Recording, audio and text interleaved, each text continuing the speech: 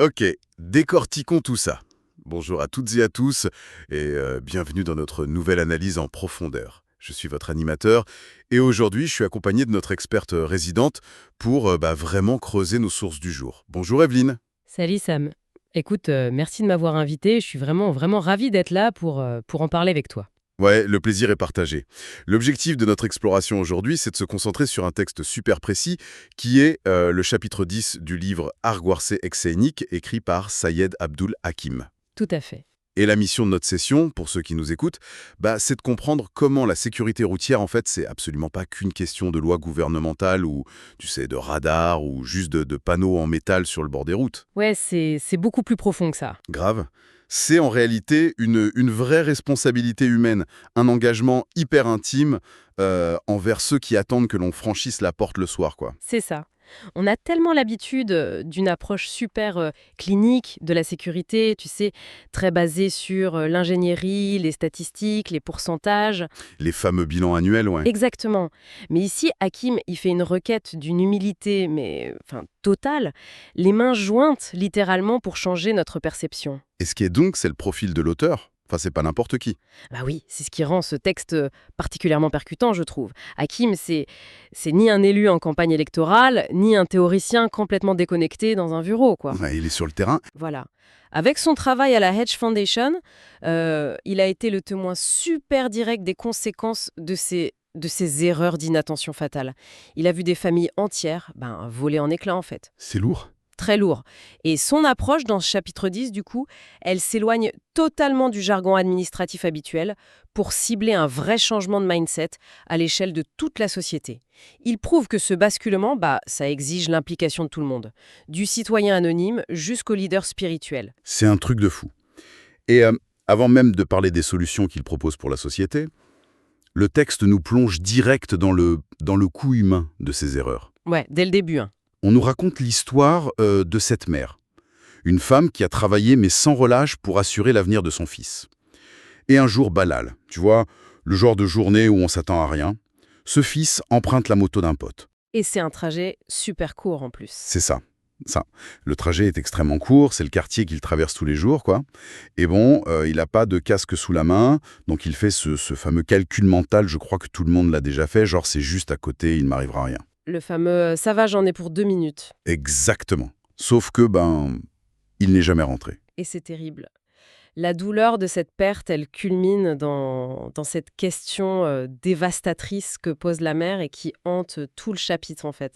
Elle demande pour qui vais-je cuisiner maintenant? Ah ouais, cette phrase, elle prend aux tripes. Complètement. Parce que ce genre de tragédie, ça se quantifie pas avec les indemnités d'une assurance. Ça détruit l'architecture même du quotidien, les objets banaux, tu sais, une assiette, une chaise vide dans le salon. C'est des rappels constants, quoi. C'est ça. Ça devient les rappels d'une absence qui est permanente. Et tu sais, ce faux sentiment de sécurité lié à nos habitudes, c'est redoutable, hein. Le cerveau passe carrément en pilote automatique parce qu'on reconnaît le décor, en fait. Ouais, on baisse la garde. C'est un peu, pour imager, c'est comme si on décidait de traverser son propre salon en courant les yeux fermés, en se disant « c'est bon, je connais l'emplacement de la table basse ». Ah, c'est une super bonne analogie, ouais. Parce qu'on se sent invincible chez soi, sur son territoire. Sauf que les lois de la physique, elles s'en fichent, quoi. Elles sont implacables. Qu'il s'agisse du coin de la table basse ou du goudron sur la route, la matière fait aucune différence. Non, aucune. Entre un petit trajet familier de 5 minutes et un énorme road trip de 5 heures, le béton, en cas d'impact, il pardonne pas l'excès de confiance. Ce qui est fascinant ici, c'est la façon dont l'auteur aborde cette réalité physique. Ça nous amène au cœur de l'expression qu'il répète souvent, rentrez chez vous en sécurité, ou le come home safe. Ouais, le slogan un peu américain sur les bords. Voilà. Et trop souvent, on perçoit ça juste comme un slogan cliché, tu sais, une formule de politesse balancée vite fait et qu'on se dit au revoir. Genre, allez, rentre bien. Exactement. Sauf que le texte nous demande de vraiment redéfinir ça comme la requête la plus essentielle du monde. Il supplie presque ses lecteurs, parce qu'il est hyper conscient qu'aucune loi gouvernementale, aucune amende, ça va pas remplir le silence assourdissant qui est laissé dans une maison après un accident. Ouais, je comprends l'intention émotionnelle. Mais je t'avoue, je bloque un peu sur un point. Vas-y, dis-moi. Cette approche de supplication. Le fait de dire « je vous en prie, s'il vous plaît, mettez un casque », ça me semble un peu naïf, non?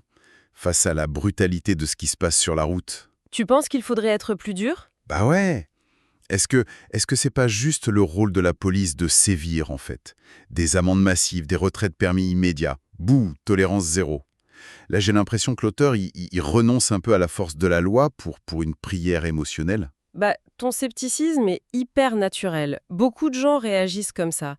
Mais le texte, il justifie ce choix en creusant vraiment la psychologie humaine. Surtout, tu vois la différence entre la conformité et le caractère. D'accord. Et tu peux développer? Ouais, la conformité, c'est super superficiel. En gros, tu respectes la règle parce que t'as peur du radar ou du gendarme caché derrière le buisson. C'est sûr que ça marche sur le moment. Sur le moment, oui, mais c'est une sécurité que tu loues temporairement. À la seconde où tu roules sur une petite route de campagne, à 3 heures du matin, il n'y a personne, et bah cette sécurité, elle disparaît. Parce que la police n'est pas là. Voilà. Alors que le caractère, c'est l'engagement émotionnel. Si un conducteur attache sa ceinture, pas pour éviter une prune de 135 euros, mais parce qu'il refuse viscéralement l'idée de laisser ses enfants orphelins, Ouais, la motivation n'est pas du tout la même. exactement. Cette motivation-là, elle s'éteint jamais. C'est un mindset qui est permanent, autonome, ça dépend d'aucune caméra ou d'aucune surveillance, tu vois. Je vois. Donc, si on part du principe que la peur du flic, ça suffit pas pour créer ce fameux caractère, faut bien que ça s'apprenne quelque part. Et c'est là que le chapitre pointe vers l'endroit où notre rapport aux règles commence vraiment. La maison? C'est ça, la famille. Le texte décrit vraiment la maison comme la première salle de classe de la sécurité routière, bien avant l'auto-école. Ah, mais totalement. Parce que, faut se rappeler, les mécanismes d'apprentissage chez les enfants, ça repose presque à 100% sur l'imitation. C'est pas les grands discours qui marchent. Fais ce que je dis, pas ce que je fais, ça passe pas trop. Mais pas du tout. Le cerveau d'un gamin, il est hypersensible à la dissonance cognitive. Donc si un parent répète à longueur de journée « faut être prudent, chéri », mais que derrière, il répond à un SMS en conduisant, Ah oui, le grand classique. ou qu'il démarre sans mettre sa ceinture sous prétexte que « oh, on va juste à la boulangerie du coin », l'enfant, qu'est-ce qu'il intègre? Il intègre que les règles de sécurité, c'est des suggestions, c'est négociable. C'est fou ça. Ouais. La véritable éducation à la conduite, en fait, elle se déroule de façon complètement silencieuse. Tu sais, depuis le siège arrière de la voiture. Ouais. Les enfants, en fait, c'est des dashcams humaines, quoi. Ah, c'est exactement ça. Ils ont cette caméra embarquée dans la tête qui enregistre en continu. Chaque fois qu'un adulte se dit « Bon, juste pour cette fois, on est en retard, on se dépêche », paf, le cerveau du gosse encode ça. Il encode ce comportement comme la norme acceptable pour gérer le stress, quoi. Et le problème, c'est quand ils grandissent. Une fois que ces enfants deviennent des ados, ils se prennent de plein fouet une autre influence massive.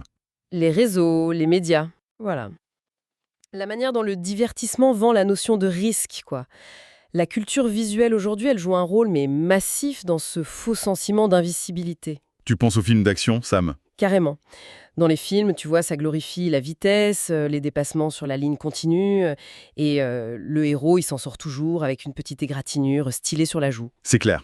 Et la bagnole est toujours impeccable à la fin. Ouais, ou alors elle explose de façon magnifique, mais le danger, c'est quand un jeune conducteur, il essaie de transposer cette physique hollywoodienne sur une départementale, en fait. Ouais, parce que ça marche pas comme ça dans la vraie vie. Bah non. Au cinéma, la trajectoire d'une voiture, elle est calculée au millimètre par des ingénieurs, exécutée par des pros. Sur la route, il n'y a pas de chorégraphie, il n'y a pas de cascadeur, il n'y a pas de filet et surtout, il n'y a pas de deuxième prise. C'est super juste. Et je trouve que ce décalage entre la fiction et la vraie vie, ça rend le rôle des potes hyper crucial à cet âge-là. Le fameux groupe de potes, ouais. Ouais, le chapitre en parle. Le groupe WhatsApp, le cercle de confiance. Le texte suggère que le changement culturel, il se joue vraiment là-dedans. Et pas dans des campagnes télévisées du ministère, quoi. D'un point de vue sociologique, c'est super cohérent. L'influence d'un ami au sein d'un safe space, ça a un impact complètement disproportionné. Par rapport à une pub à la télé, tu veux dire? Ouais. Une campagne gouvernementale, c'est vu comme un truc hyper vertical, lointain, un peu moralisateur. Par contre, si dans le groupe WhatsApp privé, un pote voit une vidéo de conduite complètement folle et dit juste honnêtement les gars, ce genre de comportement, ça me met vraiment mal à l'aise », Ah ouais, là, ça touche au but. mais le poids de cette remarque est immense. Ouais. Parce qu'elle vient d'une source validée émotionnellement, c'est quelqu'un de ton cercle. Ouais, enfin, là encore, moi je trouve que la théorie, elle se heurte un peu à la vraie vie. Comment ça? On a tous été jeunes, on connaît la dynamique de groupe. C'est hyper dur, c'est même physiquement douloureux parfois de s'opposer à la majorité. C'est vrai que la pression sociale est forte. Mais carrément, hein, briser l'ambiance dans une bagnole en soirée pour dire à ton pote «Eh, tu roules trop vite», ou commencer à faire la morale sur WhatsApp, bah tu prends direct le risque de passer pour le gros rabat-joie, quoi, de te faire chambrer. Le coût social de cette intervention, il est super lourd sur le moment. C'est clair que la peur du rejet, c'est un frein qui est très très puissant. Mais Hakim, dans le livre, il nous invite à peser le pour et le contre, de mettre cette petite gêne sociale temporaire dans la balance face à l'irréversibilité d'un crash. C'est sûr que vu comme ça. Un malaise de 30 secondes dans l'habitacle d'une voiture, franchement, c'est quoi? C'est absolument rien comparé à une vie entière de deuil ou de culpabilité. Et il ajoute un truc important, le silence n'est jamais neutre. Le silence n'est pas neutre. Non. Si tu dis rien quand ton pote prend des risques de malade, tu deviens en fait le co-signataire silencieux de sa négligence. J'aime beaucoup cette idée de co-signateur silencieux. N'est-ce pas? Alors que dire, écoute, je préfère qu'on prenne un taxi, ta conduite me stresse, c'est pas une attaque perso, c'est juste un instinct de survie basique et ça peut vraiment servir de wake-up call pour le pote qui conduit. Ouais, ça le ramène à la réalité. Et tu sais, cette notion d'influence, ça m'amène à un autre point du chapitre. Parce que si ton cercle d'amis proches a ce pouvoir super intime, qu'en est-il de ceux qui parlent à des millions de personnes? Les influenceurs? Les stars? Exactement. Le chapitre fait un appel très très direct aux figures de la culture pop. Tu sais, les acteurs, les musiciens, les créateurs de contenu sur les réseaux. Ouais, c'est un axe super intéressant. Parce que l'idée, c'est de dire, attendez les gars, si vous êtes capable d'utiliser votre plateforme pour, je sais pas, vendre des boissons énergétiques hyper sucrées ou des fringues que vous mettez même pas dans la vraie vie, Ce qui arrive tout le temps. pourquoi vous utiliseriez pas juste 1% de votre temps de parole pour glisser un message gratuit et vital? Si l'on relie cela à la vue d'ensemble, c'est d'une logique implacable. La culture pop, c'est elle qui dicte ce qui est perçu comme étant, tu sais, rebelle ou audacieux ou stylé chez les jeunes. Et historiquement, la prudence au volant, ça a jamais été marketé comme un truc cool. C'est plutôt marketé comme le truc ringard par excellence. Voilà. Et l'argument de l'auteur, c'est que si les idoles de cette génération commençaient à normaliser la sécurité, sans forcément faire la leçon, hein, Juste par l'exemple. c'est ça, juste en montrant systématiquement qu'ils bouclent leur casque dans une story ou qu'ils mettent la ceinture avant de démarrer, paf, l'imitation de masse s'active. L'impact sur le mindset des fans, il est tellement plus organique et plus rapide qu'avec une nouvelle loi à l'Assemblée nationale, tu vois. Mais ça infuse directement. Mais bon, on peut pas non plus tout déléguer aux influenceurs et aux stars de ciné, on est d'accord. L'immense majorité de notre audience, par exemple, on n'a pas 2 millions de followers sur Insta. Bah non, heureusement peut-être. Et justement, l'auteur nous rappelle que l'influence, en fait, ça se mesure surtout par la proximité. T'as pas forcément besoin d'un mégaphone ou d'un stade rempli. Non, ça commence autour de soi. L'influence, c'est aussi ce collègue de bureau complètement anonyme qui, chaque soir, tu sais, sur le parking de l'entreprise, il enfile super calmement son gilet fluo, il boucle son petit casque de vélo ou de scout avant de démarrer, Exactement. et par la simple répétition de ce truc-là, tous les jours, sous les yeux de ses collègues, il est en train de créer une nouvelle norme silencieuse. C'est la force de l'habitude visible. La célébrité, c'est un outil marketing génial pour attirer l'attention au début. Mais la durabilité du changement culturel, ça repose entièrement sur ces gestes ordinaires répétés par nous tous. C'est hyper puissant. Et il y a un autre concept que le texte met en lumière, c'est lié au fameux «le silence est une permission». Ah oui, sur les réseaux, ouais. Voilà. Sur ton feed Insta ou TikTok, quand l'algorithme te balance une vidéo virale d'un gars à moto qui fait des slaloms entre les bagnoles à une vitesse suicidaire, On en voit tous les jours des trucs comme ça. le simple fait de rire ou pire de mettre un petit like avec l'emoji flamme, t'es en train de valider le comportement. Tu le récompenses, en fait. C'est ça. Alors que décider de juste scroller sans interagir ou même de commenter pour dire «mec, c'est complètement irresponsable», c'est déjà de l'influence. C'est refuser de normaliser la mise en danger des autres. Donc le changement au niveau de l'individu, c'est vraiment le socle. Ça, je crois qu'on l'a bien posé, mais j'ai envie de dire, un individu hyper prudent, s'il roule sur une route qui est super mal conçue, il reste en danger de mort, non? C'est la limite de la responsabilité individuelle, oui. Et c'est pour ça que la réflexion du livre, elle s'élargit aux institutions. C'est pas juste « toi, sois prudent ». L'auteur, il tisse cette espèce de toile systémique où la responsabilité, elle remonte tout en haut jusqu'aux sphères décisionnelles. Jusqu'aux dirigeants, ouais. Il s'adresse d'abord aux politiciens en posant une question super brutale sur ce que c'est en fait le progrès. Tu sais, il demande un peu à quoi ça sert de construire une autoroute flambante neuve vendue comme le sommet du développement local si au final elle devient un piège mortel parce qu'on a rogné sur le budget de l'éclairage public ou les passages piétons. Et c'est un recadrage indispensable. Le développement public, ça peut pas juste se mesurer en tonnes d'asphalte coulées. Ça doit se mesurer à la capacité de cette infrastructure à maintenir en vie les gens qui l'utilisent. C'est logique. Et pour illustrer ça, je me disais, essayez de régler le problème des morts sur la route, juste en disant aux conducteurs, soyez sympa, faites attention. Ouais. Bah, c'est comme essayer de gérer une inondation dans ta salle de bain en passant la serpillière comme un malade, mais sans jamais aller fermer le robinet principal d'arrivée d'eau, tu vois. Oh, excellente image. La serpillière, c'est nous, c'est l'action individuelle. C'est ça. Mais les institutions, l'État, les entreprises, ce sont elles qui ont la main sur la vanne du robinet. Faut qu'elles la ferment. Et ce qui est intéressant dans le texte, c'est que fermer ce robinet, ça demande pas toujours des budgets de dingue. L'auteur, il interpelle aussi les entreprises privées et les syndicats. Il demande d'intégrer la valeur de la vie humaine dans l'ADN même des opérations. T'as un exemple précis tiré du texte? Ouais, prends l'économie de la livraison de repas, par exemple. Ah oui, les livreurs à vélo ou en scoot. Voilà. Si la directive de ton entreprise, c'est de pénaliser financièrement le gars parce qu'il a 5 minutes de retard sur la livraison d'une pizza, l'entreprise devient structurellement responsable du fait que ce gars brûle les feux rouges. Ah ouais, c'est le système qui le pousse à la faute. Exactement. Et changer cette politique interne spécifique, ça sauve des vies le jour même, sans dépenser un centime d'argent public. D'accord. C'est vrai que, vu comme ça, on est tous liés. D'ailleurs, il y a un dernier levier systémique qui est mentionné par l'auteur, et je dois t'avouer que sur le coup, ça m'a franchement déconcerté. C'est l'appel au leader spirituel, c'est ça? Ouais, carrément. Qu'un prêtre ou un imam se mette à faire un prêche sur, je sais pas moi, l'utilisation du clignotant ou le port de la ceinture de sécurité, j'ai l'impression que c'est presque profane, tu vois. Genre, c'est en total décalage avec le côté sacré d'un lieu de culte. Bah, la friction que tu ressens, elle est hyper courante, parce qu'on a vachement tendance à compartimenter les choses. Genre la santé publique d'un côté et la spiritualité de l'autre. Oui, chacun son domaine, quoi. Mais la logique de l'auteur, elle est vraiment redoutable là-dessus. Si tu regardes bien, le cœur de presque toutes les religions ou doctrines spirituelles, c'est quoi? C'est la préservation de la vie, le respect du prochain, la compassion. Jusque-là, on est d'accord. Or, dans notre quotidien, l'endroit où ces valeurs sont le plus violemment piétinées, c'est la route. Ah ouais, c'est le théâtre de toutes les incivilités. C'est là que des vies sont détruites tous les jours. Donc, utiliser la tribune hyper respectée d'un lieu de culte pour déclarer que être prudent en volant, c'est un devoir moral absolu, ça change tout. Le leader spirituel, il active un levier de conviction chez ses fidèles qui est beaucoup plus profond qu'une simple loi de l'État. C'est vrai que c'est puissant. C'est transformer une simple obligation légale en une responsabilité sacrée envers ta communauté. Je l'avais pas du tout vu sous cet angle. Et c'est vrai qu'en reconnectant un peu toutes ces pièces, tu vois, depuis le cercle intime de la famille jusqu'aux potes, aux influenceurs et aux institutions, on réalise l'ampleur de la vision proposée à Kim dans le chapitre 10. C'est hyper global. C'est ça. La sécurité routière, au final, c'est vraiment un pacte silencieux.